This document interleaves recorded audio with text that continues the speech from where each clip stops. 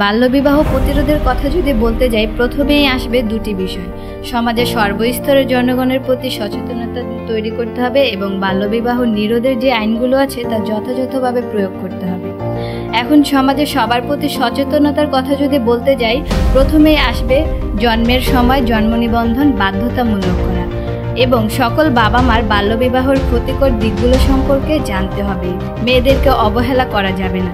দারিদ্রতা এবং অনিরাপত্তা একটি মেয়ের বাল্যবিবাহের কারণ হতে পারে না। ছেলেদের মতো মেয়েদেরকেও শিক্ষা, স্বাস্থ্য, পুষ্টি সব দিক দিয়ে সুযোগ দিতে হবে এবং মেয়েরাও যে ছেলেদের মতো রোজগার করতে পারে এটিও তাদের জানতে হবে। আমরা বিভিন্নভাবে সচেতনতা তৈরি করতে পারি, যেমন রেডিও, টেলিভিশন, এগুলোর মাধ্যমে বাল্যবিবাহ নিরোধের আইন এবং মেয়েদেরকে অবহেলা যাতে না করে এই বিষয়গুলো সম্পর্কে জানাতে পারে। পঞ্চম থেকে দশম শ্রেণীর পাঠ্য বইগুলোতেও এই বাল্যবিবাহ বিষয় সম্পর্কে যদি কিছু আলাপ আলোচনা করার বিষয় থাকে, তাহলে মেয়ে শিশুরাও একটু সচেতন হবে।